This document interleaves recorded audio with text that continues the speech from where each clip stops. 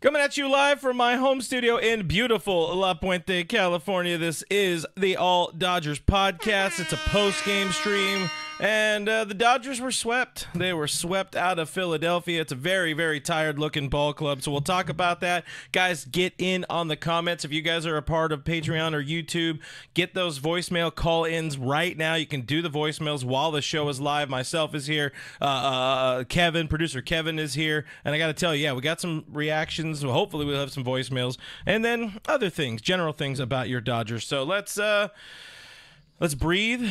Let's exhale. Kevin's screen has gone away, so that's my fault, but I fixed it. Kevin, that was not a fun series. Yeah, that was like pulling teeth. I watched most of that series with the game on mute. Just couldn't do it. So we are drinking, of course. What's in the cup for you, my friend? A flat mojito because I don't have any soda water. So God, I hate when that happens. Fire off a couple of comments for us. Let me know what people are thinking in the chat. Most people are saying like Neil Casimoto, Dodgers must lead the league in not scoring with the bases loaded. True. I don't know. That's their name. Says their Hall suffering from balllessness. Don't disagree there. Nomo Fomo says we suck right now. Yeah, all I can think about is Rob Schneider going, "Oh no, we suck again." Hey, you know what? Yeah, everybody. That's the general feeling, the general vibe.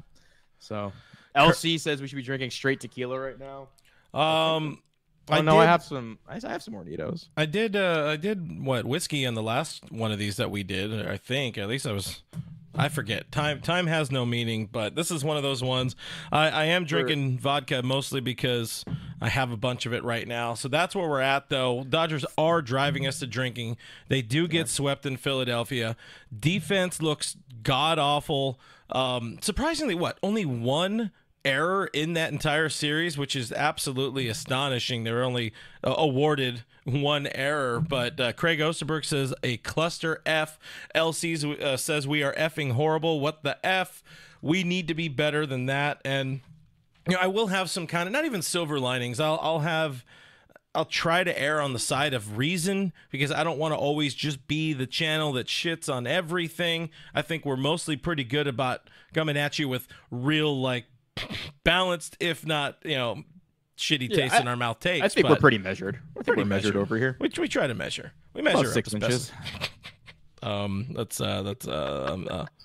had to. That's for everybody.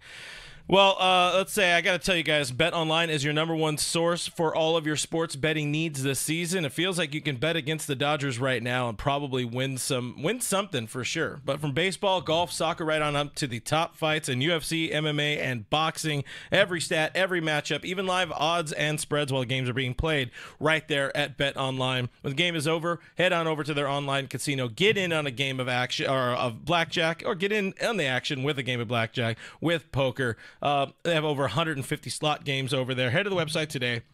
Get in on that action. Use promo code BELIEVE, BLEAV, for your 50% free bet credit on your first deposit up to $250, which is just as good as money.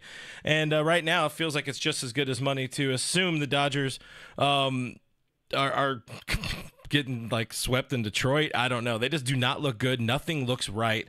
The pitching is bad. The pitching is beat up. It keeps getting worse.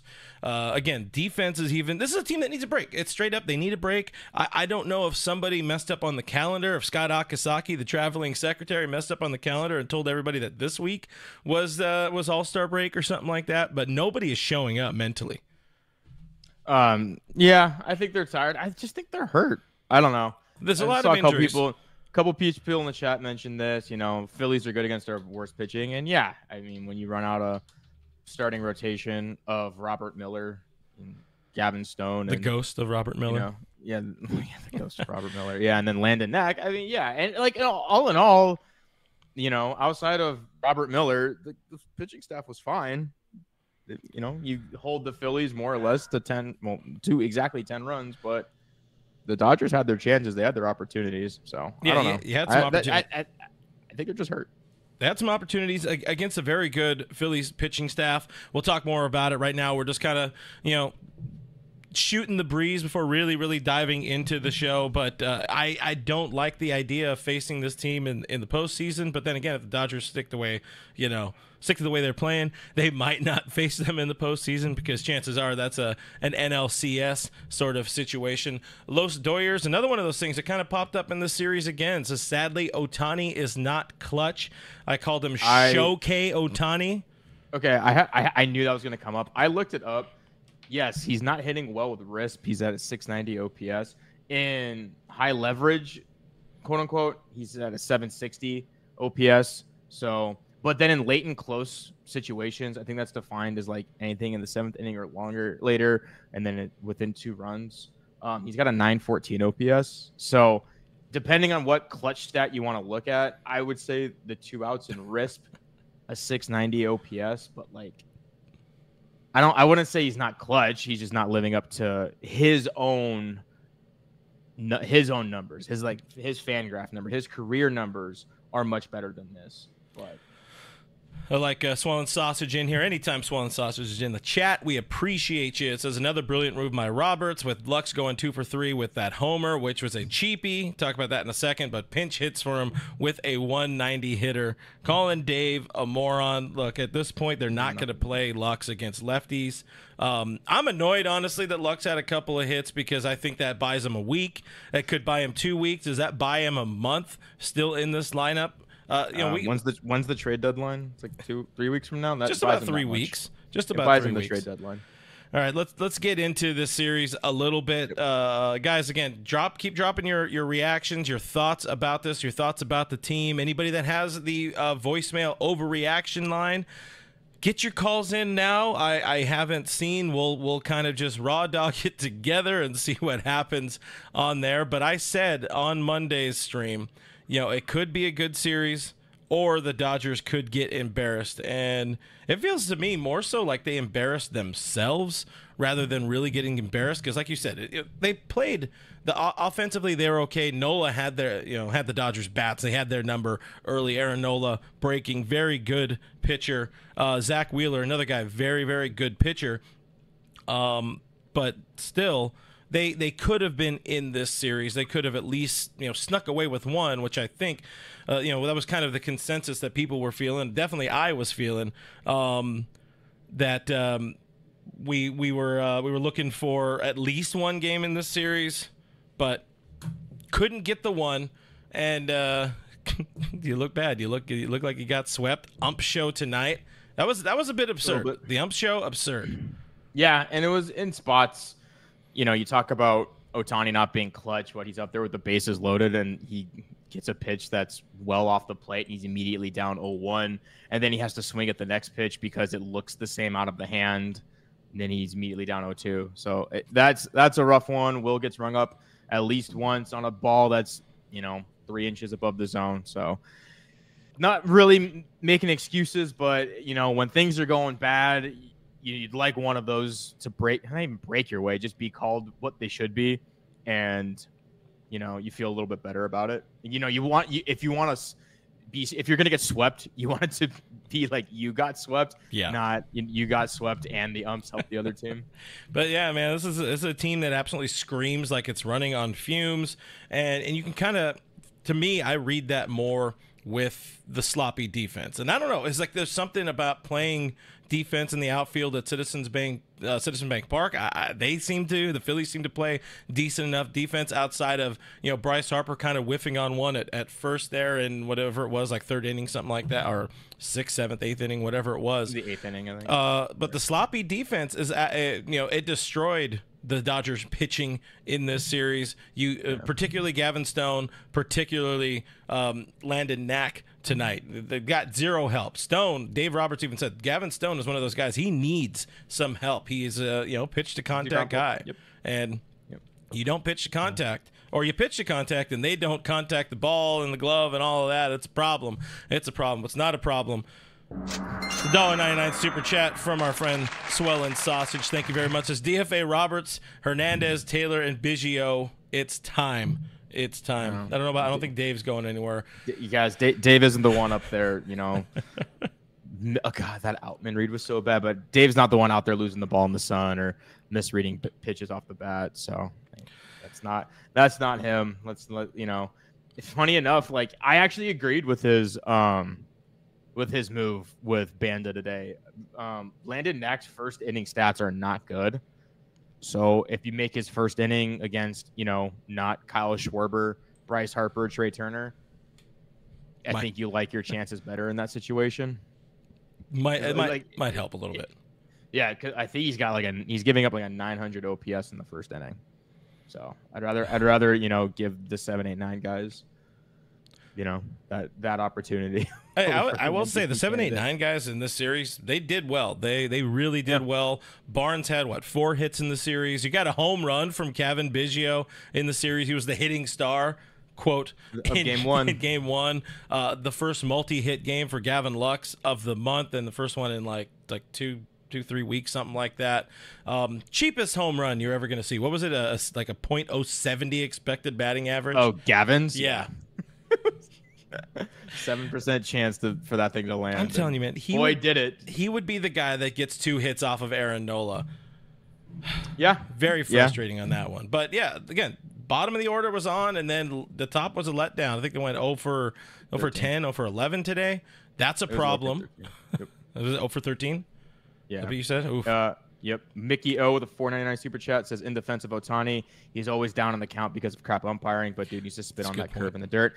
I agree, but that if you're talking about the strike 3 curve, definitely the strike 2 curve, that pitch looks like the pitch he just got called a strike. So I think if he gets that first strike, if that first strike is called a ball, I think he spits on it. But yeah, that third one he needs to lay off because that thing was, I don't even know if that hit the catcher's glove. It was not very many pretty opportunity or moments in this game, in this series. I asked in our Discord server. All Dodgers has a Discord server to our that's accessible to our Patreon supporters and to our YouTube members supporters. I had asked, is this like the team we're worried about facing in October? You took the measured approach to it.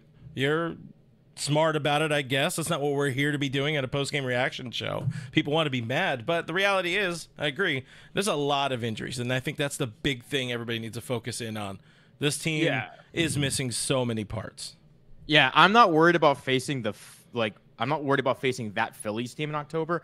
I'm worried about this Dodgers team in October, and I don't think this is the team they'll carry into October. I think, you'll get guys back, but I think, and mostly they should make several moves at this point for impact players at the deadline. So, when these teams, if they meet in October, I think the Dodgers roster will look hopefully wildly different. It needs to be. Jay King, guys, get your comments in, get your thoughts about this team, get some thoughts about other players that you would like to see this team go out and acquire. But Jay King says the Phillies have way better pitching right now. 1,000%. If we had Yoshinobu Yamamoto, if you had Tyler Glasnow in the series, I think it does look a little bit different. I feel like Gavin Stone held his own in this series. Landon Knack too. Landon Knack, he did his part. Like, Landon Knack should not be in the rotation right now. This is just, he's a symptom of a greater problem, which is there are a lot of very, very injured dudes on this in the staff, and that's kind of one of the bigger topics to explore here. Since losing Yoshinobu Yamamoto, they said it on the broadcast. Worst starting pitching ERA in the National League, second worst in Major League Baseball, behind the New York Yankees, who are going through it. And it's really just the injury woes. Somebody in the chat earlier on the Discord had dropped this one. I think it was Showtime LA, putting that laundry list, the MASH unit of every pitcher injury, or sorry, every player that is currently on the IL for the team, including names like entering spring training. Emmett Sheehan was a guy they had a lot of hope in picking up some innings, some meaningful innings for this team this year. Bobby Miller, so bad on Tuesday that despite the fact that he was a healthy human being who could throw a baseball somewhere near 97, 98 miles an hour, they still sent him down to AAA. Like, how bad? What did they see? And we know what we saw. What the hell did the Dodgers see to pull the plug on Bobby Miller after 4 starts back. When they have given Gavin Lux this kind of runway, they gave Noah Syndergaard the kind of runway he got last year. They gave Walker Buehler an 8-9 start runway this year. What the hell did they see with Bob? I think part of it has to do with his mental makeup. I think when you have a pitcher who's so prone to blow up innings and to get down on himself, when even he's kind of treating this, because he was out for so long, when he's kind of treating this as like a ramp-up period, part of it is it'd be better to ramp up in AAA where the results don't matter as much and he doesn't need to get further down on himself. So I think that plays a part of it. And I mean, I think part of it too is kind of what he's done. They just don't want to see it at the major league level because it's going to lead to losses. He's not in the strike zone as much as he used to be. And when he is, it's middle. Yeah. And that's just like, you can live with walks. You can live with kind of being wild, but what you can't live with is like walking and then serving up like meatballs all the time. So I think they also looked at that and like, okay, well, we'll go to a bullpen game as opposed to just serving up home runs. Yeah, I mean, the bullpen game is just also part of the story. Like, it would have been nice to have Bobby in there, but you would still probably have another bullpen game. You can kind of almost look at Justin Wroblewski's starts as a bullpen game in some ways. I saw one right here. Gary A. says the road to the World Series goes through Philly. You have to feel that way. However, like the best teams in baseball in recent years haven't been the ones that are making it, further into the dance. So you see, you hope these teams match up there in the LCS, because that would mean both teams somehow survived, somehow got past that first round. You still assume this Dodgers team is going to go out and win the National League West because it's what they do, even with a, quote, hot Phillies team or Padres team. Dodgers still have a commanding lead. They've also dropped 4th straight. So yeah, NL West kind of NL worst right now. NL worst. We got Juan Nolasco, no relation to Ricky Nolasco. Says Bobby Miller starts returning into bullpen games. We'll give that one I got a drum roll for that one. That one's good. Not drum roll. That's a rim shot for there. There you go. What do you got? Hit some comments there for us, Chief. I mean, Kenny Chung kind of reiterating what I said. Maturity is a big part of Miller's problems, and when we're talking about this roster makeup. A lot of people are bringing up the defense and how bad it's been, or especially in this series. And that's something that I kind of wanted to touch on. When you're going to run out guys, when Pages, Vargas, Kevin Biggio and Kike are going to get as much run as they're getting, this has more of an opportunity to happen where you're getting these defensive miscues. Yeah. And it makes trading for someone or getting somebody else more necessary, because you can't have this happen in big spots. And it kind of all came to a head in this series. So if, I don't know if I love trading for Luis Robert because of how much it's going to cost and, his swing profile, but man, at least he plays good center field defense. At least he does that. You know what I mean? You kind of need people that will actually play good defense. Gavin Stone, Dave mentioned it. Gavin Stone's a pitch to contact guy, but when, your defense behind you, the only one you really like is Miguel Rojas. I mean, Gavin Lux had his miscues. When Miguel Rojas is letting balls bounce off his gloves, you kind of have to shrug your shoulders and go, okay, this is not going to work, because you can't trust third base. You can, I guess, trust Gavin at second, but you don't love your outfield defense either. So, if they're going to give these guys continued run, they're going to expose themselves to errors. And I think all of those errors and all those miscues have kind of happened in the last 6 games, because in Milwaukee it wasn't pretty either.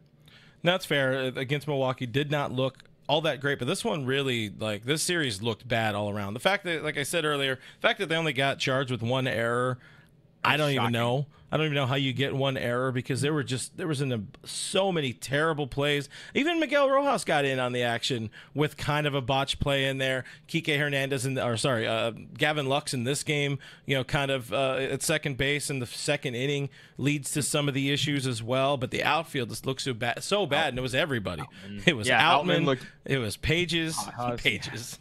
That's what he's Pages when he's bad. Yeah, I mean, they're losing it in the sun. I mean, it's hot in Philly. The sun's bright there, but I mean, he's losing it in the outfield. I mean, I don't. Out like that's the frustrating thing, and you know I've said this before. If you're gonna be bad with the bat, you have to at least play good defense. And Outman was a glove first guy. There is no reason when Castellanos hit that ball that he should have taken like 3 steps back before coming in. It should have been like at best he stood still to get like a second read, not immediately running backwards. That was just criminal. And that led to some of Mac's earned runs. Go ahead. Sorry. Let's say shades of me in center field, to be honest. Yeah, I have never seen you play center field, so I would trust you though to play so far back that every ball you're charging in on. So at least I wouldn't expect you to go back. I expect you to always be going forward. Whereas I don't know what Outman's doing. If he's not gonna, I think he went 0 for today again. He hasn't looked great at all. Yeah, I don't know. I just that's frustrating to me because he's supposed to be a glove first guy, and so I think for me, this entire series has just hammered home the fact that this team needs an outfielder. We can't have Pages playing center. We can't have Outman playing center. We need an outfielder. We need preferably a center fielder. So. Yeah, that brings up a really good point because this is one of the things I wanted to talk about, a bigger topic to explore. But I was going to ask you: is Pages the answer in center field? The splits are definitely a problem, and something I've kind of mentioned off and on over the last couple of weeks. This team has been bad, quite bad against right-handed pitching all season long. I think they're playing at about 500 after losing this series. Pages is hitting 225 against right-handed pitching, 286 on base, 368 slugging. Much better against left-handers. I don't necessarily think that an Outman Pages platoon in center field is good because neither of them offer that exceptional defense that this team needs, that we saw them run out there. Perhaps we can say in the 2020 World Series where our friend Cody Bellinger was doing things. Update on Cody Bellinger, by the way, guys. Did hit the injured list. Broken finger on, I think it was his left hand. Broken, what did they say, his ring finger? It was middle finger. So, fuck. That sucks. That's the good one. But he's not an option. Pages also struggling. Another one of the Dodgers struggling with runners in scoring position. Like, what does this October outfield look like in your opinion? Because I think I saw Laura said something earlier in the chat as well about like there aren't a lot of options out there on the trade market. There really aren't. There really aren't. And like I think it really comes down to just getting Luis Robert. Somebody, Roy Estrada says Pham might be an option. At this point, I don't think Pham has played a bunch of center field. I mean, even if you're putting him in left field. Yeah, but then who do you have playing center? I don't want two guys. You want Teoscar in center? 2 guys. No, Teo's going to be in right, and Pham in left, and then you find a center fielder. But that's the thing is like we need a center fielder or major chip hazard, Randy Arozarena. I know those are starting. Those rumors are you don't starting to spice. He's not center. Yeah, he's not a center fielder. Again, therein lies that big problem. Again, there's just plainly not center field options out there. They're non-existent. And that is another very, very large problem looming for this team. It's like we know they have a bunch of needs, and we talked last week a whole bunch about they need pitching. Now maybe they need more pitching, but also you need an infielder. But now, no, for real, you really, really need an outfielder because nobody's stepping up. Nobody's really proven themselves to be like that guy. Nobody's going to be that next guy or that guy that stand up and take over in center field. Yeah, Pham, for what it's worth, has played 30 games this year in center field. I don't know how he's done defensively. They are the White Sox. That makes sense. I don't know if I can't imagine it's any worse than what we've seen from Pages. Kenny Chung. You can't keep drafting pitchers and catchers. No position player development. It's just stupid.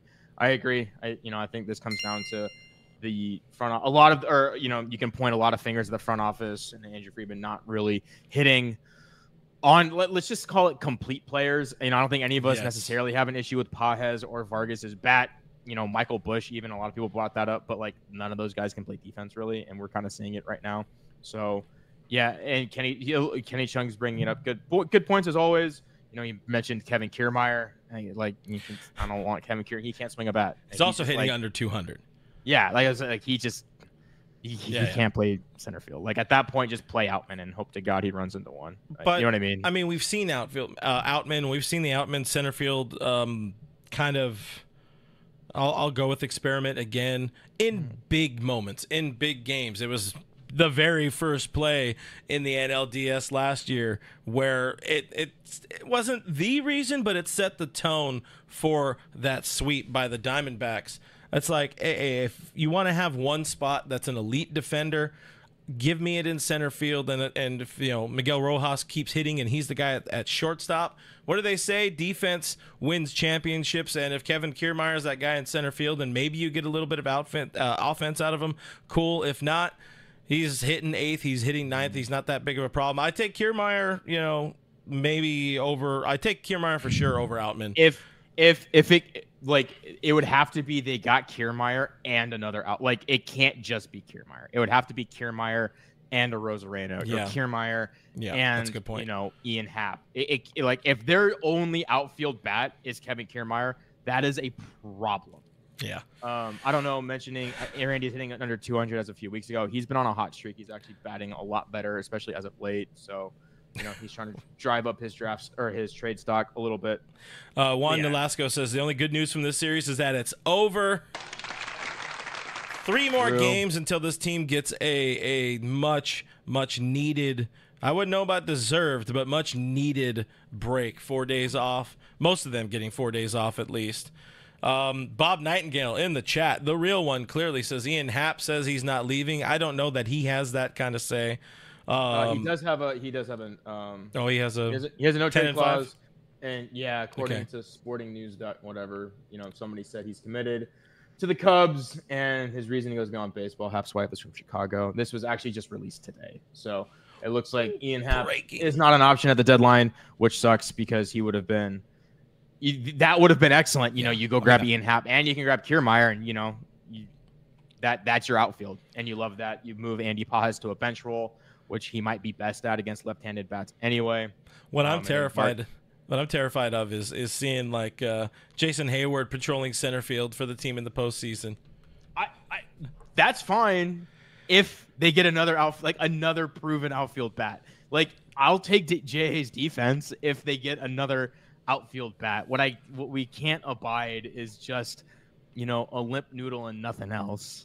There needs to be they need to get some pop from there, because you can't have this offensive profile and no defense. We got 2 super chats now. Let's go. We're at the 499. Congrats, Dodgers. You're now lower than whale shit. And that's at the bottom of the C. Kike and CT3 are automatic outs. Package Lux the deadline. CT is actually playing pretty well.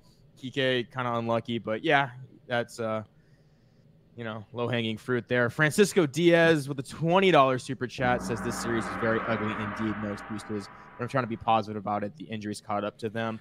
Yeah. It makes them look like, how they play in September. Hopefully they make moves to get healthy and get hot in October. I agree. I mean, injuries are definitely a part of the picture, but, there are other things to get concerned about as well. So. And Rock says DFA Biggio is the first move.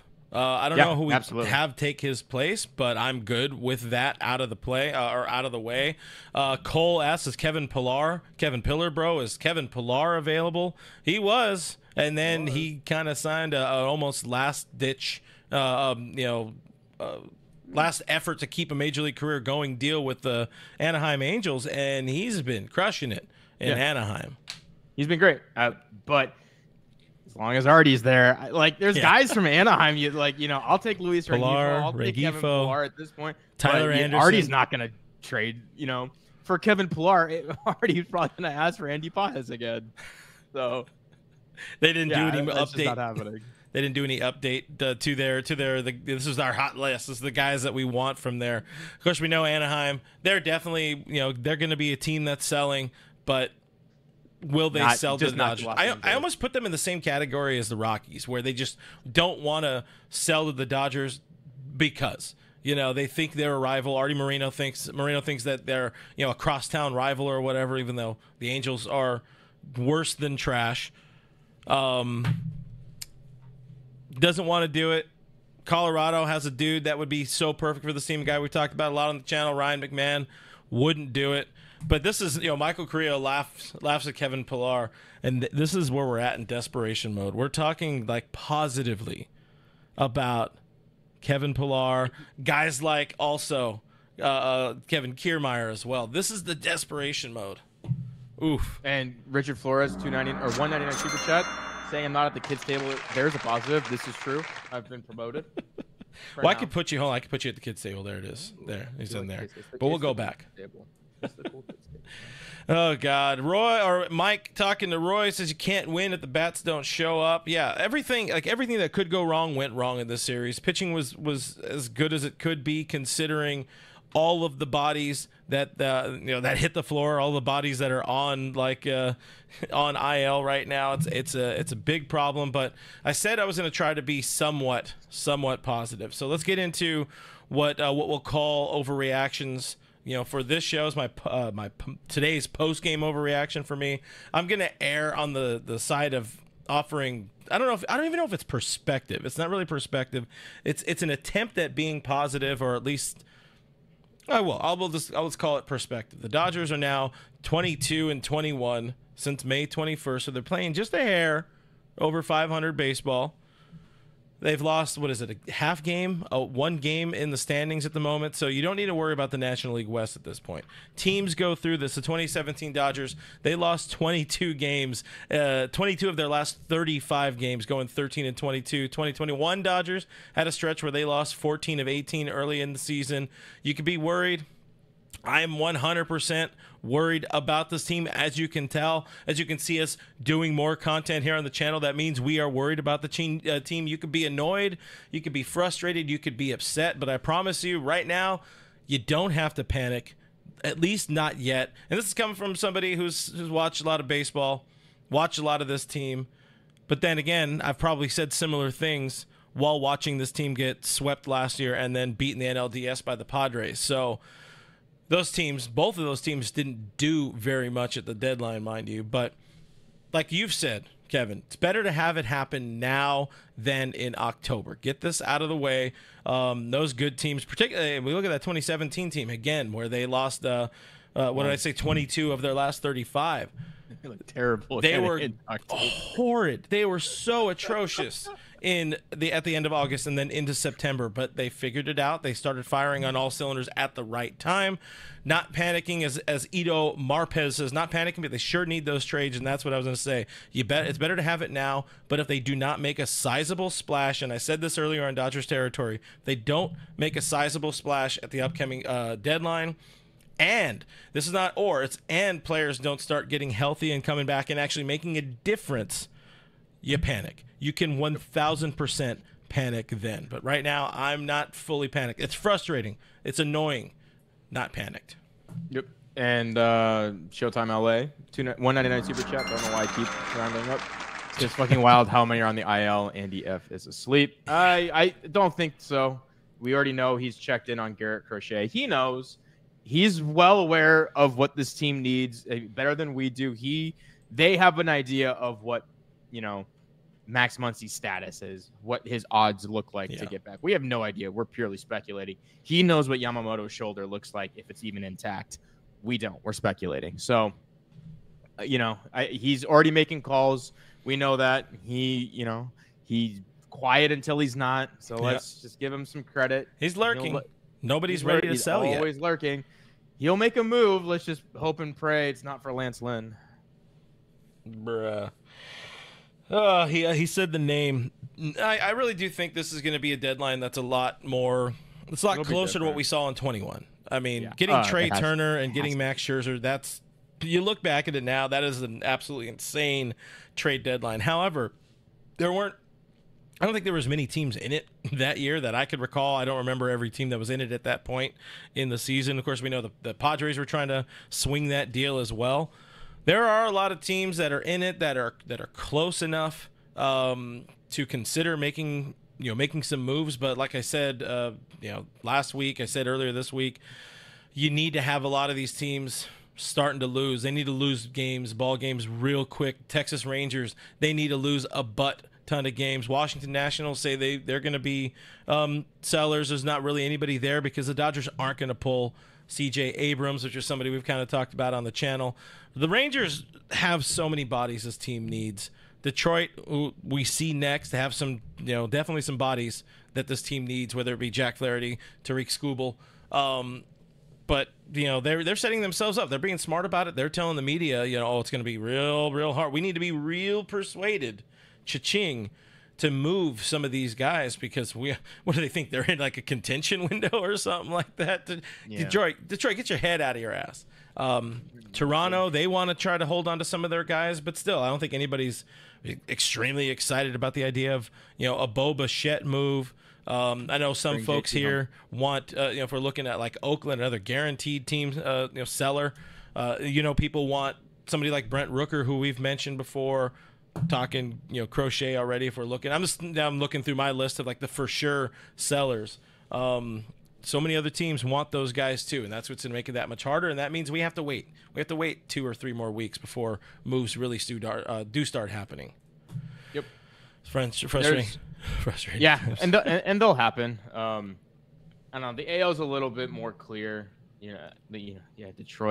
Detroit's got some, bats. Laura. I mean, do we want to talk Kenley? Do we not want to talk Kenley? How do we? Let's talk Kenley in a second, okay, or in a little bit. We do have one voicemail I think I see in the chat right now, or loaded up. If anybody else has the number and wants to call in, go for it right now. This is your last time. Speak now and forever hold your peace, unless you call in and we see one and I like it. But do you have anything you want to call an overreaction? Do you want anything to add to my little monologue there about trying to maintain the, that erring on that side of positivity or perspective? That's just how, after last season's early series against the Diamondbacks, where the Diamondbacks just, I think they stole 9 bases in 3 games or whatever. After that, I know that Diamondbacks ended up sweeping the Dodgers in the NLDS, but it wasn't because they ran all over them. It was for other reasons. I told myself then that I wouldn't overreact to in-game series, at least ones that aren't in September, and that's where I'm at. The series sucked. You take it on the chin. You nothing went right. Their defense played, ours didn't. We ran into Wheeler, Sanchez, Nola. They ran into guys that we didn't even think would be on the pitching staff. Really, I mean, at least not this version of Bobby Miller. So, everything that could have gone wrong did. This isn't how it's going to look in October. They'll make moves. They'll get guys coming back. It sucks. It's not fun. It's hard to watch, but the sky is not falling, believe it or not. Chicken Little is lying to you. That's what we're going with. That's what we're doing. I'm in on it. All right, let's go to the voicemail overreaction hotline. Words are hard. I'm rushing through what I'm trying to say there while doing 2 or 3 other things. But as always, we have our stalwart, and I always appreciate him for calling in. We do have Noah Ortega on the line. So let's listen to Noah for the next minute or so.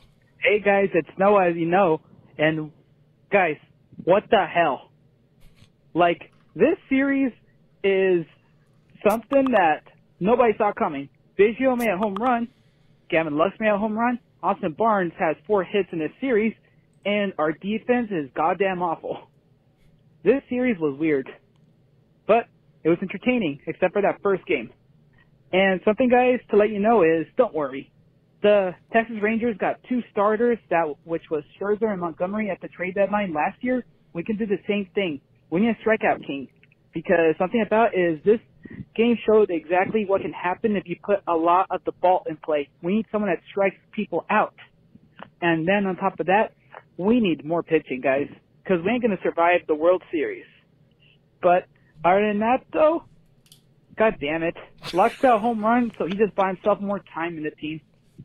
Have a good night. We got a god damn it from Noah Ortega on the Overreactions hotline. That's how you know our boy is heated.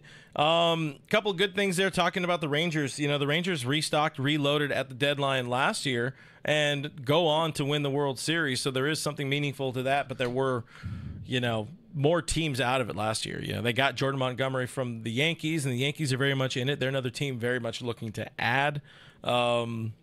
again, I'll say it. You need a bunch of teams to lose. You really need them to go out there and lose. Tampa Bay is a team that needs to lose a whole bunch of games. Texas Rangers can lose a whole bunch of games, and you'd feel real good. But he wants a strikeout guy. Are there strikeout guys available? Yes. The answer is absolutely. Garrett Crochet's strikeout guy. Tarek Skubal's a strikeout guy, and they're reportedly available. Speaking of the Rangers, I mean, they've been playing a little bit better as of late. 7-3 in their last 10. Did play the Angels, just to throw that out there. Yeah. I mean, just can't schedule watch every team, just one. But Scherzer's available. I don't know if Eovaldi's a strikeout guy, but supposedly he'd be available at the deadline too. I know the Blue Jays are talking about maybe trading away Gausman. Yeah, Cole brought it up. Can we talk Toronto into trading Gausman?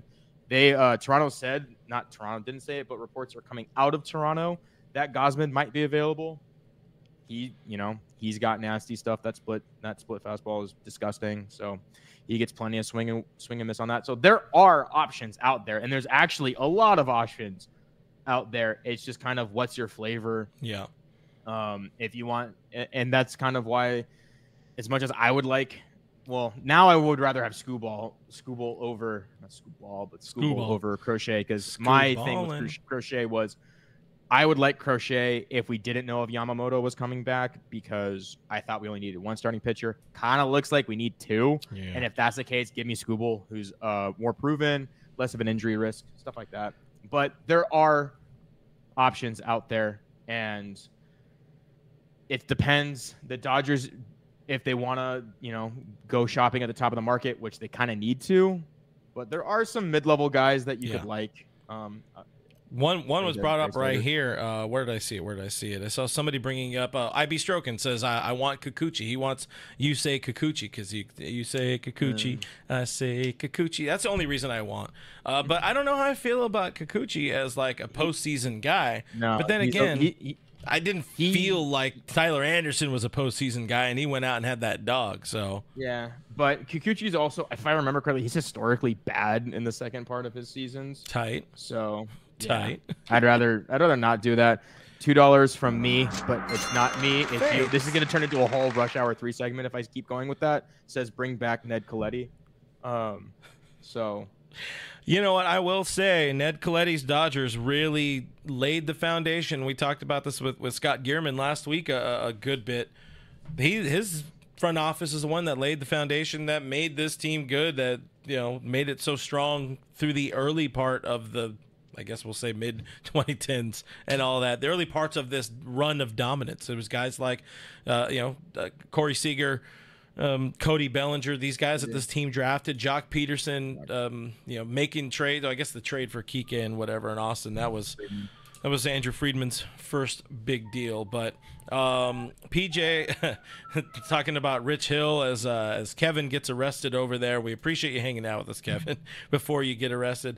Yeah, I remember Rich Hill. He was supposed to come back somewhere in the middle of the year. Like, I almost wonder if this is a team that just needs somebody to, like a front end guy, but also somebody to buy some innings. So, we don't need to bake in this fake break. Sorry. Tyler Glasnow is very hurt. His back is so sore. It's so bad. Mm-hmm. It's totally not wink, wink. It's not anything where they're just giving him some innings off of his feet or whatever. Somebody else who's just an innings eater, like another Paxton type, even though Paxton's been decent enough. I don't want him starting games in the postseason, but you need that bridge to when Walker Buehler figures it out and to when Clayton Kershaw maybe comes back and maybe is good at his job again. That's a big if. And we get back to the if factor. Too many ifs. That's why I don't, you need to shop at the top end of the market. There's too many ifs. We can't bank. We already did the banking. We took it to the bank already. We tried to see what happened when Walker Buehler came back. Bad. Tried to see what happened when Bobby Miller came back. Bad. You can't also, I'm higher on Clayton Kershaw than I think most are. I think if of the guys that were going to come back from injuries, if I had to bet on one to do well, my guess is it's Clayton Kershaw. But this team is beyond hoping. We can't hope that Yamamoto is going to come back and perform. We can't. We need surefire things at this point. That's why I think they need to shop at the top of the market, get a proven commodity, somebody that you know has been there, done that, and can continue to do it. Because we went into the season thinking, oh my God, look at all this pitching depth, and look where we are now. Now we're just, we're having Wrobleski pitch, and we still have bullpen games, so we need more top-end pitching. We need at least one, and if we get an innings guy, sure, as long as it comes with a top-end guy. It's the same thing with the outfield. Yeah, go get Kevin Kiermaier as long as there's another bat with him. Go get, if you want to get Max Scherzer, sure, whatever, that's fine. Well, if you're gonna bring in, a mid-tier guy or a Yusei Kikuchi, who I'm not very high on. He's cool, but also he does look at his numbers, guys. They're not that great. If you want to bring in Kikuchi, yeah, it better come with Kevin Gossman or somebody else hot, because as another innings eaters is not going to get us there. And you don't want a postseason rotation of Tyler Glass now and what we hope is a revamped Bobby Miller, Gavin Stone, and what we hope is Clayton Kershaw. Because I got to tell you guys, I'm not super high on Yamamoto coming back. He's throwing plyo balls, and that's barring any other setbacks. We maybe see him in September, and then that's if he's still good at that point. So yeah, Kenny Chung, we want needle movers. I agree. We need pitchers that can make a real difference, not just hopes and dreams. Because this team has died on hopes and dreams the last 3 years. Vince Rodriguez has a really good idea here. Maybe. Hear me out on this one. Okay. Says, screw it. Sell the farm for Paul Skeens. Sure. Yeah. Breaking. Yeah. Dodgers to acquire Paul Skeens. Do you think if we included Andrew Friedman in the trade, they'd give us Paul Skeens? Kenny Chung saying earlier. Go ahead. Sorry. Finish. No, it's just because they've always wanted to develop more pitching, so you can have Andrew Friedman. He's good at it. Kenny Chung said Coletti, giving some love to Ned Coletti. He drafted and developed position players. They also drafted Clayton Edward Kershaw, which is an important thing. The user me says, "Yep, me, not you, but you, me, whatever." Says Friedman coasted on Ned. Ned would have tore it up with this ownership. You know what? That one. That's a money take right there, because my God, I would love to see Ned Coletti, the creative things he had to do under Frank McCourt leadership. Yep. The fact that this team was able to go out and get somebody like Manny Ramirez at the deadline. One of his last big moves was Hanley Ramirez, that kind of deal. I mean, there were some stinkers in there for sure, admittedly. The contracts he handed out weren't great. You get a 2-year deal and you get a 2-year deal. Yeah. Much love. I didn't expect this show to get into loving on Ned Coletti, but that's where we're at. I saw one right here. Great. I love this comment deeply from JR. It says, more Dodger YouTube channels than runs. That's a good. Yeah, I saw that earlier. That's a great one. That's great. I did see it earlier, and I very much appreciate that. You know what? I'm kind of the OG here, so stick with me. I'm just on a different YouTube channel now. Already built one, been there, done that. Ito Marpez is listen, Ito. Going hard in the paint on this shopping list. 2 starters, plus Tanner Scott, plus Randy Arozarena, plus Tommy Pham. Man, he's shopping with that black MX card. Don't leave home without it. You do not. I don't think you have very many prospects left if you're buying all of those dudes. So that's something where I do love the idea of trading for a Garrett Crochet and a Tommy Pham, because I think it saves the farm on one mid-level prospect. Yeah. You kind of doing what they did with the Nationals when they brought in Scherzer and Trey Turner. So I like the idea of kind of, because they do have so many holes. You need enough. I don't disagree. I just disagree with the names. But yeah, you get 2 pieces from one place and then go get another, whatever you didn't get somewhere else. That kind of helps you save a little bit on that prospect capital. Yeah. But at the same time, this team has a ton of prospects. They're also prone to letting prospects rot. So let's just get rid of them anyway. So. Yeah. I mean, if we're able to package, trick the other organization and package a bunch of the 26, 27, 28-year-old dudes, even 25, and kind of move them to get a Scuball or Scooble, however you say it, to get, a Crochet, whatever these upper echelon dudes are, Randy Arozarena, I'm all for it. But we're talking about some of the lower level guys, some of the guys that are maybe 4, 5, 6 years away, not that far away, but 3, 4 years away. You start to worry, you start to fear a little bit about the future and mortgaging the future. And that's something this organization has proven time and time again they will not do. They will not go willy-nilly when it comes to trading guys away. Also so good. Like every year, we hear about like a different pitcher that like River Ryan 2 years ago was nobody, and now he's the best pitching prospect we've got. Everybody's losing their minds over Robleski. Now they made the trade for Jackson Ferris, and he's another name. Like these are like every year there's a new guy that prospects, guys and scouts fall in love with. This organization is so good, especially for pitching, not so much hitting. So good at replenishing that they should trade these guys away. You missed the mark on Diego Cartaya. You're missing the mark on like a Dalton Rushing. So if you can get tangible prospects for these guys now for a team that needs to win now anyway, man, if you traded away all these guys and won a chip, who cares? I do not care what this team looks like next year or the year after. If we win a championship now, it does not matter. 1,000% agree. This is title window because you still have.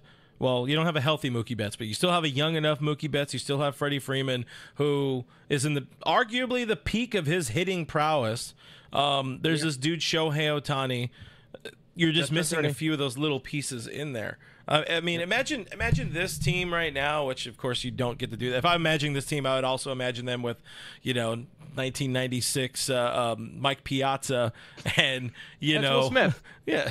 Well, I mean, he's pretty decent, but he's not Mike Piazza level. Talk about my guy. Don't talk about my catcher like that. Talk about Smitty that way.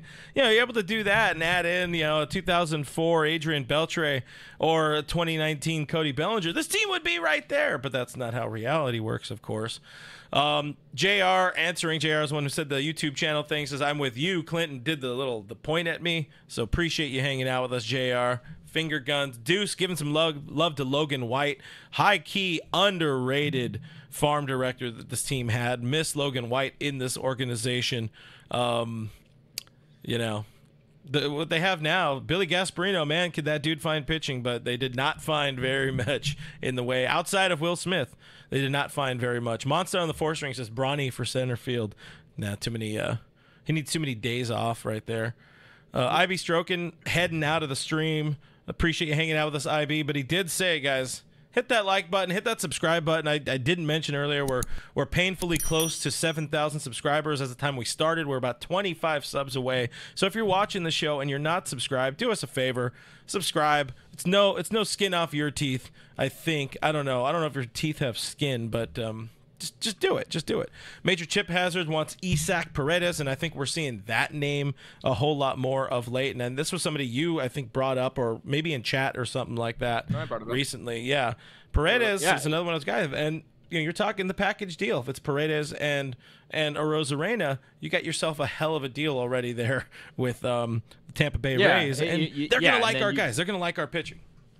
They already do. They got Pepio. The thing with Paredes, it's just can you play second base? I don't know. He only plays third. Mm-hmm. So what happens if Max? That just depends on if Max comes back. That's why I'm more into JT, because he can at least be a bench bat. If you're trading for Paredes, you expect him to start every game, and if Max comes back, they're not gonna bench Max Muncy for Isaac Paredes.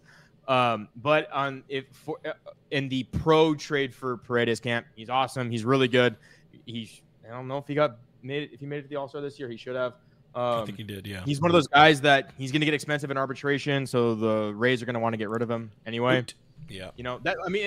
Somebody brought up Major Chip Hazard, said Los Angeles Devil Rays. And the reason why is because the Dodgers are willing to pay the guys the Rays aren't willing to pay. That's why they're kind of natural trade partners that way.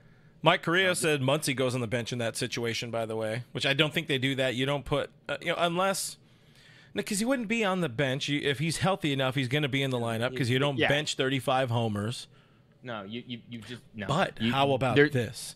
Let's go fucking insane here. Hear me out. Shohei Ohtani, left field or right field. Max Muncy, DH. Isaac Paredes, third base. I just cured cancer. The nuclear. There's the nuclear code for you. I fixed everything. Vote for me in this upcoming election because I know how to fix things, make this an executive order. Dodgers get 2 DHs. That's my other one. That would be real nice. Or no, like somebody said, Muncy's not going to be productive if he comes back. That's just, man. Even when he was bad, he was still hitting home runs. Yeah. So like, like I have faith in Muncy. He still has a good batter's eye. He's still a good at bat. Like, there's no, and they're not benching him. They might platoon him when he gets back just to help him ease back into things. But again, you're not trading for Isaac Paredes to put him on the bench. Like, he's 25 years old. Like, you're trading for him to start every day. Yeah. So I don't like if Muncy is hurt, like if he's hurt, and that oblique, if we get closer to the trade deadline and all of a sudden like that oblique is not healing at all, yeah, go for it. Pull the trigger, get this guy, give Muncy, just say, hey man, hit El Bencho for the rest of the year. You can go sit at home on the couch. We'll let these guys eat. But unless that's the case, a full-time third baseman, I think is a difficult ask. Yeah. On the other hand, though, we keep talking about it. You can't just wait for these guys to come back from injury because it's bit them in the ass so many damn times. A couple of comments here. We do have another call in on the voicemail hotline, so we'll get to that in a second. But I love this one from Rod Wilson. Says, my 13-year-old son throws more heat than Ryan Yarbrough. So we'll throw the whip there because that was just the first button that I sound. Los Doyers bringing up, move Ohtani down to clean up. So quickly on this one, I want your thoughts. I want your opinions. I feel personally slightly less enamored in recent days, or maybe just this little mini stretch of the idea of Shohei Ohtani in the leadoff spot, because there are times where he just gets very strikeout prone. Do you move him down, or is he still going to be one or two in your lineup? Not even yours. Think Dave. I more so think Dave. I think Dave's just gonna ask, "What do you guys want?" and they'll just do it. Like if Mookie's fine with him with Shohei hitting leadoff, they'll let Shohei hit leadoff. He's productive. He can do it. I mean, Mookie's prone to striking out too. Like, let's not sit here and pretend that Mookie Betts is a great, he's arguably one of the best leadoff hitters, but it's not like, he's not prone to striking out as well. I think it's worth a try. I know Dave wants to break up the left-handed hitters anyway. I don't disagree with that. He loves doing that anyways. It looks nice on paper as well. So I think you give it a try. They wanted Mookie to be in a more run-producing role, which I think he's built for anyway. His swing is much more built for a guy on base. I think you pointed it out a couple of streams ago. He's been hitting well with runners in scoring position. You put Shohei on first, he gets a good secondary lead. He could go first to home on a double, first to third on a single, or stuff like that. Shohei, who is leading the team in stolen bases, got 21, 22 so far this year. AC Philadelphia or Phila disagreeing with your Mookie take. Mookie is prone to strikeouts, and when he does strike out, it's often looking because he has been the victim of the worst umpire strike zone in baseball. And this is statistically, I think it was statistically factual that he gets the most pitches, balls, that are outside by a couple inches called strike. If I don't have the numbers, I don't have the stats in front of me, but that's a fact, Jack. Prior to him getting injured, he had one of the worst rates of accurately called strikes against, and it does lead him to striking out a lot. Granted, I mean, if it's a rate, he's had a really good strikeout rate this year, 10.3%. So he has been better, but he has been prone to K rates in the past. This is by far and away his best year. 15% last year, 16% last year. He's normally in the 14, 15s. This year he's kind of cut it down. So it's maybe it's a prone to strikeouts isn't the right way of saying it, but he is, subject to some strikeout woes at times. Look at him. Just look at the NLDS last year. I think he struck out 7 of his 10 plate appearances or something like that. So, but we appreciate the dialogue, AC Phila. We're not here. I'm not just trying to crap on you. If we say something wrong, a lot of this is off eye test. We're not here. We bring our stats to the scuffle. I'm not here to bring my facts to the fight. I go off gut feeling, and I got a lot of it, and I go off of what I see of this team. And people will tell you, a lot of shit I say, I'm pretty damn close to right, or I'm pretty right close to often. That much said, let's go to postgame overreactions again. Let's go to the hotline, because our good friend, Richard Flores called Oh in. boy. 2 minutes of thoughts from Richard Flores. Let it eat, Rich.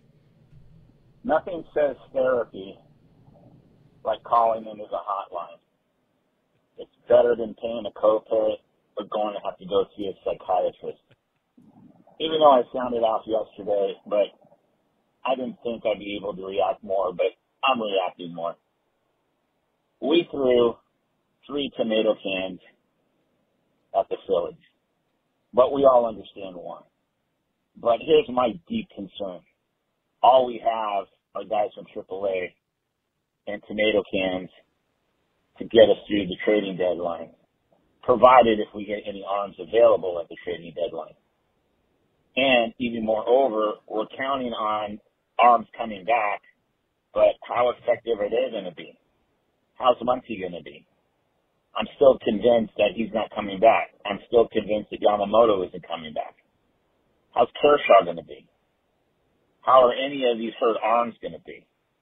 And that's the $64 million question. But I'm going to keep from pulling my hair out, which would be kind of interesting because I don't have much left anymore as it is at my age anyway.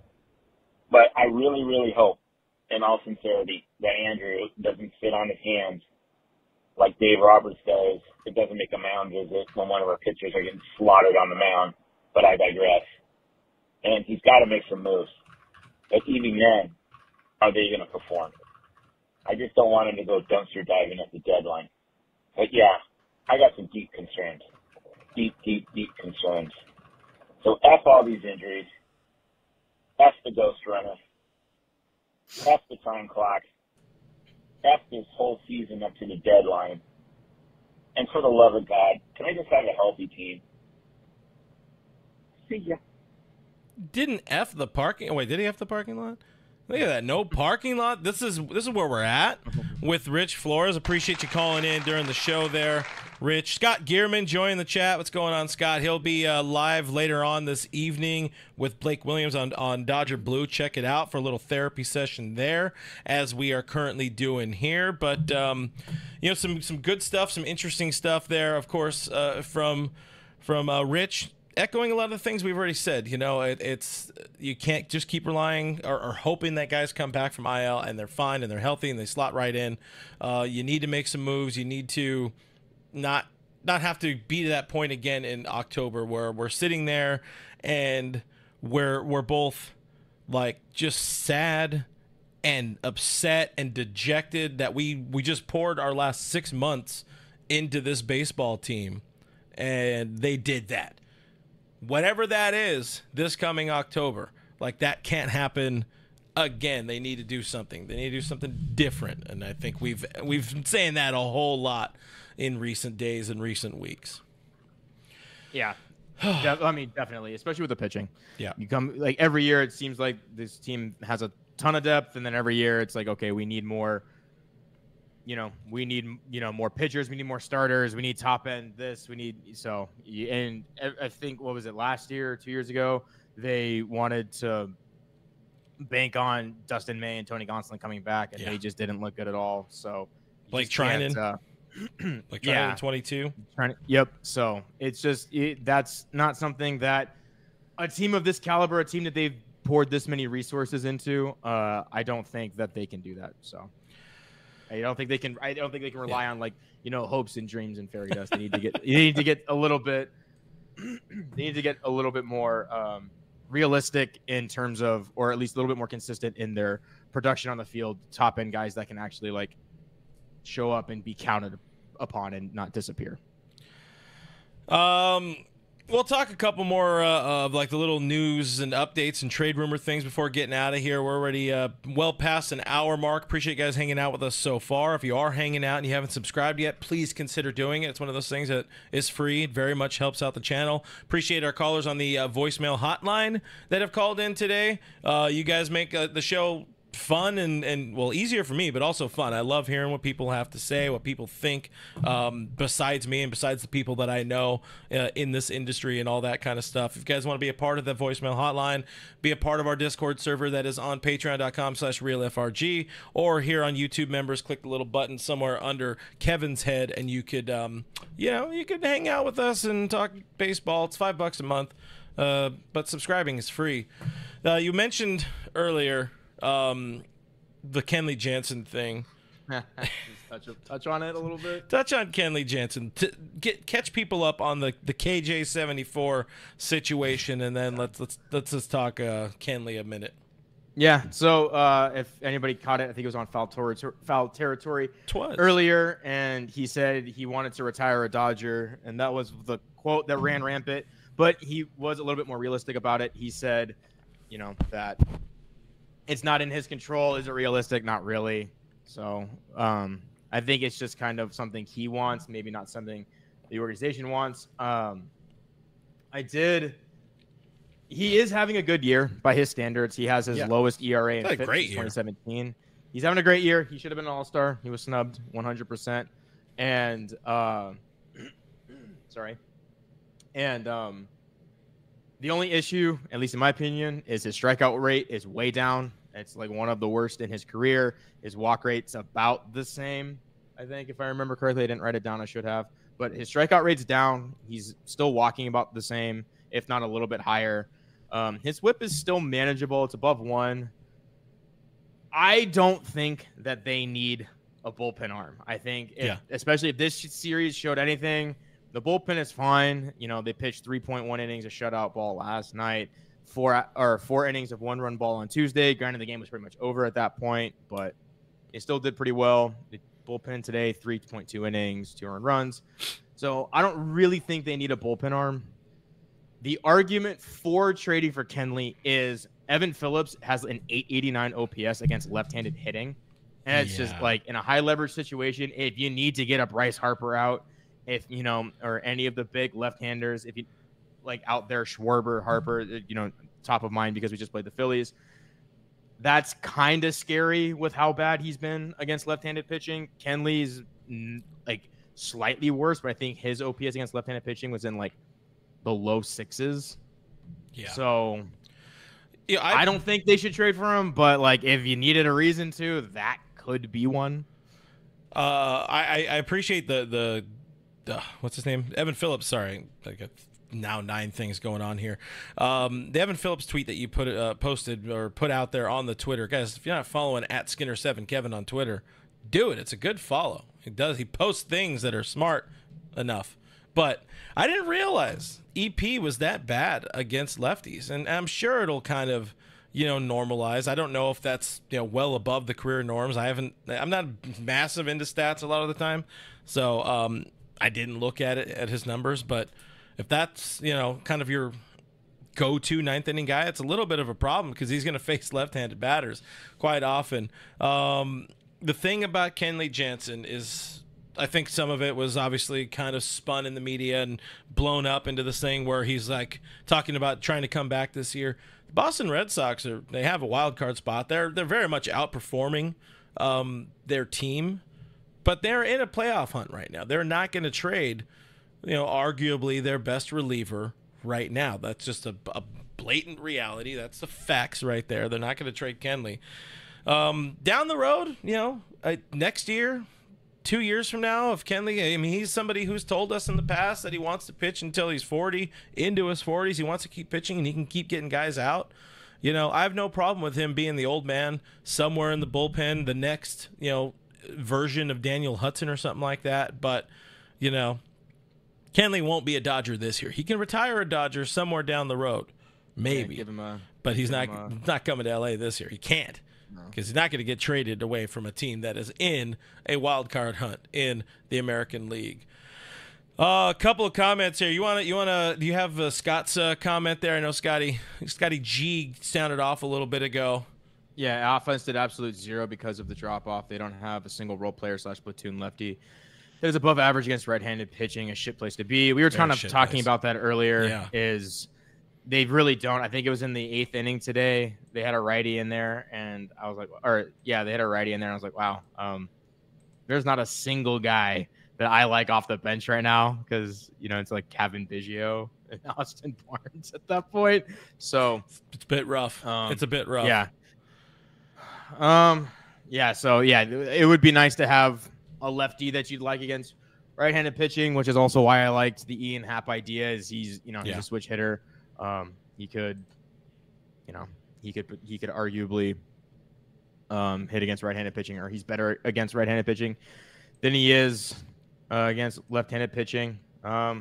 Man, do we want to get into what the comments are going about? A lot of people, apparently. I just looked over at the comments here. A lot of people trying to talk Trevor Bauer. Like, that's literally not going to happen. The Dodgers aren't going back to that well. They got we don't want the Dodgers to go back to that well. Like, for one, let's just look at it like I mean, I don't even know, because you can't look at it from a number situation. A number situation, you might consider it. But all of the baggage that comes with it, the fact that it's painfully clear Major League Baseball wants nothing to do with him, owners want nothing to do with him. He screwed the Dodgers bad, like in so many ways with that contract and the whole thing. In 2021, when they needed a starter, like, the dude's, he signed a 1-month deal to pitch in Mexico, and he's still there like into the 4th month later. Yeah. He's not coming back. So many teams need starting pitching, and it's not just the Dodgers. And not a single one of them are calling this dude. Yeah. Let's just leave it at that. Yeah. I don't want to go. And the last thing, because the people who say like, oh, he'll sign for the Major League. Yeah, he'll sign for the Major League minimum. But then him and his agent, they want like very lofty, and I don't know, this is just my assumption, but he's always said he'll sign for the. I've listened to him mention it on his little thing where he talks to a camera. He's mentioned. Well, I talk to a camera here, but anyway. You do. But he's mentioned that he'll sign for a Major League minimum, and then want to work to get paid like one of the top pitchers in baseball, which reads to me that he wants an incentive-laden deal. He wants something where if he gets a certain amount of starts and a certain amount of innings and certain ERA, where he can get up to 20-30 million, like he was getting the last time he was getting paid a whole lot of money from the Dodgers. So it's not just he's going to go out and sign for the prorated amount of $800,000 and play. At this point, maybe he would take any foot in the door, I would imagine, to get back into Major League Baseball. But it's not going to happen. It's not a reality. It's not a reality. Yeah, this is the hard no. So let's just. But this is the last time. Kenny Chung, I appreciate it. He says, "Don't take the bait on Bauer, Clinton, Kevin." I will put this here now. Unless this dude signs or catches on fire, this will be the last time on the All Dodgers channel that Trevor Bauer is addressed. It's just not. Why not just sign the corpse of insert player name here? Why don't they sign Jose Canseco right now? He could probably drop some bombs. No problem. Gary Sheffield. Let's just bring Manny back. At least he was fun. Bring Manny back. There it is. All right, let's talk a little bit about this next series. Tigres. How do you guys feel about O.J. Simpson and Aaron Hernandez? Ooh. Let's talk about them Great Tigers. Documentaries. Let's talk about them Tigers. Dodgers about to get swept by the Tigers, or what? We're going to go there, go to Detroit, play a terrible Detroit Tigers team, get swept? It's been rough. It's been a rough time. I honestly would not be terribly shocked or surprised if they did. But storyline for this series, Dodgers head into Detroit, play 3 with the Tigers, and then they get a much needed 4-day break. It's survive. That's the most important thing. This the most important takeaway or storyline heading into the series. They just need to survive. And maybe it's a little bit of a preview of some future Dodgers, because game 1 is James Paxton versus your guy, Kevin. The guy I think, would you say this is the guy you want the most, or who do you want most? Yeah, now, okay, I don't think they're going to trade him. They don't need to trade him. They shouldn't trade him. But if he ends up on the trade block, like at this point, because of how much they need starting pitching, this is my number 1 guy. Well, I think let me find the notes I had here. So Jim Bowden earlier this week, and we've talked about it. Don't trust me more than you trust Jim Bowden. He just talks a lot. Has a quota to meet with The Athletic of particularly these trade deadline or off-season rumors things. But he, to his credit, said the obvious, that the Tigers, could be overwhelmed by a team like the Dodgers in a deal for Tariq Skubal, however the fuck you say it. Like, if it happens, I would be happy to know exactly how you say his name. John Morosi echoed the same thing today. It's Skubal. According to the pronunciation on Baseball Reference, it is Skubal. Skubal do. They don't even have the A in the last when you're hooked on phonics. They don't even have the A in the phonetics. Skuble. We call him Skuble. Tarek Skuble. John Morosi today said it's unlikely that it happens, but the good thing about him, he does come with team control, and that would be why the Tigers want to hold on to him. They're hoping at some point in time they can be contenders. I just don't think Tariq Skubal is going to put them over the top. But you get him in game one. James Paxton goes on the bump for the Dodgers. Justin Wrobleski in game two versus whatever a Cater Montero is. Never heard of him. And it's double the pleasure, double your fun. TBD versus TBD. Dave Roberts already said it's going to be a bullpen game on Sunday. Possibly. Did you hear the rumor? Possibly a River Ryan sighting. That would be so hot. That would be so much fun. Just because it'd be something like, if they lost the next two games, let's just, like, hypothetically, they lost the next two games and they announced River Ryan was going to pitch the third game, I would tune into the third game. Be like, okay, let's just see how River Ryan's going to do. Yeah. But if they lose the next two games, it's a bullpen game. I'm not watching that game. I'll catch the highlights later. Michael Carrillo saying River Ryan isn't ready. I tend to agree. I think they're bringing him up way too fast. He's a stuff over command guy. Even if he comes up, he gives you like 4 innings. So, I'd rather him just marinate, wait, be a September call-up spot start there. Yeah. Maybe preferably wait till next year. But, yeah, he's not really ready. But He's not. But then again, you could say the same. Justin Wrobleski is probably not ready. But here we are. This is what happens when you have, like, I'll put the graphic back up again. When you have 69 dudes on the IL, it's a little bit. It's a little bit of a problem. Deuce says River Ryan is Tommy John waiting to happen. Hey, just let it happen. Let it happen after the trade. Man, Deuce, you must be so much fun at parties. All right, we're devolving a little bit here, guys. My final not so hot take for this upcoming series with the Detroit Tigers facing the Dodgers in Detroit is just make it to the break alive. It's all you got to do. Is make it to the break alive. You got 4 days off. Then they get to be home. They don't need to even fly anywhere. They're not flying out on Thursday. They welcome Kenley, Jansen, and the Boston Red Sox to Los Angeles for Friday night. It is Friday night. They're not starting on Thursday, right? Unless I messed something up there. But I'm pretty sure they have the full 4 days off because they have been screwed a couple of times here and there. Do you have it? Yeah. Friday? I do not. For the start of the series? Yeah, the start of the series. I think it's Friday. Tomorrow. Right? It's tomorrow. No, the one where they come back. Oh yeah, it is. So you have you survive the Tigers. You take the 4 days, the full 4 days off, and then the Boston Red Sox come to L.A. So you get to be home. They get to be home. That's huge. If you guys missed it, Alana Rizzo and I on Dodgers territory today. Welcome back again, friend of the show, Blake Trinan talked about. I asked him about what do you do during these those days off, and he's like you very much just get away from it. His plan is to take the family camping, have a good time, him and his wife, 3 kids, and a 4th on the way. So good for them. Get the hell out of LA. Do whatever you need to do. Just put down the baseball for a little bit and enjoy your break, boys. This team desperately needs it. And I think we all need a break. So we're going to end the show there. Appreciate you guys hanging out with us on another edition of an All Dodgers podcast, an All Dodgers post-game show, which we get to do more of these when it's on the East Coast. I think it's just easier when they're on the East Coast, but yada, yada. Anyways, thank you guys for watching. Thank you for listening. Thank you for all the great questions and commentary. Thank you so much for the Super Chats for those that did drop in some super chats. Y'all are awesome. I mentioned Dodgers territory. I'll do it. I haven't plugged it for this way in a little while, but Alana, Rizzo, and I are live every Monday and every Thursday at noon Pacific, 3 Eastern time. So check that out if you wouldn't mind. I got to thank our Patreon supporters, our YouTube members, supporters. You guys are awesome. You really help keep the channel alive, keep the channel afloat. You know, you don't make a lot of money making videos on YouTube. And, you know, yes, this is a labor of passion for myself. Obviously, I've been doing this in some way, shape, or form for the last 10 years. Suckered this guy into doing it with me, so I apologize, Kevin, at the kids table, but hopefully he's having fun with it.